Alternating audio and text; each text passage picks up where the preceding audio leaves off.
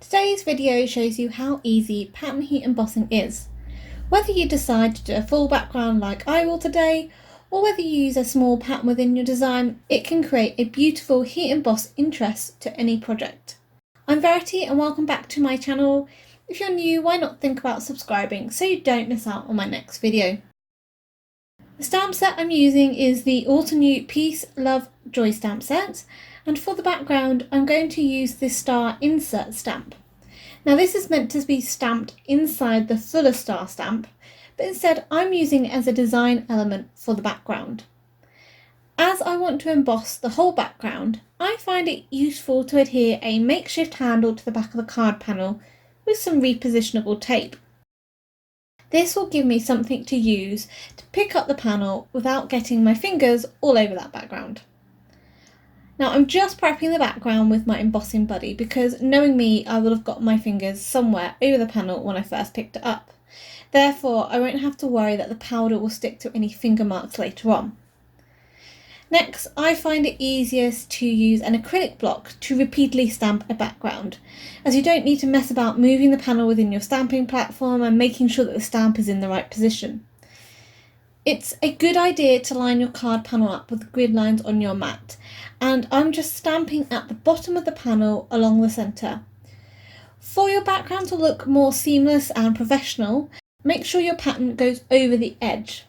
So this will make it look like it's come from a much more larger piece and you've cut it down. Keep stamping the same pattern all the way up the panel, and once complete, make sure you go back in and fill in any gaps along the edge.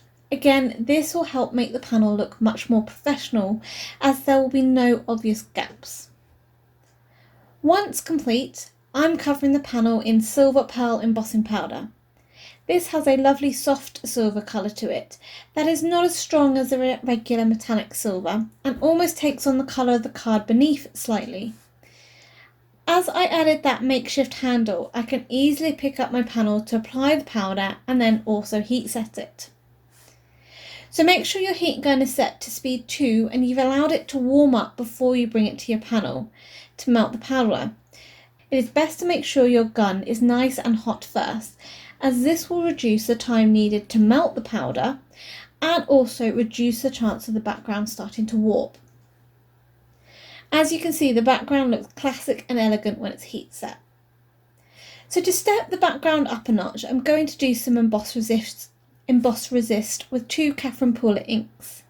The first ink I'm applying is Aquatini, and I'm using a blending tool to apply the ink at the bottom of the card and using a circular motion, just bringing the colour up the card 2/3 of the way.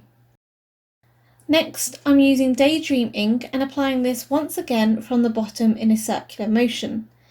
You may wish to go back between the colours just to smooth the transition out. And after the colours were added, you will then just want to take a dry cloth and rub this over the top. This is because the embossing will resist the ink and the ink sits on the top of the heat embossing. When you rub it away, it brightens up the embossing and it looks cleaner again. For the design elements on this card, I'm heat embossing the star from the same stamp set and covering this in bright white opaque embossing powder, and heat sit this before fussy cutting the star out.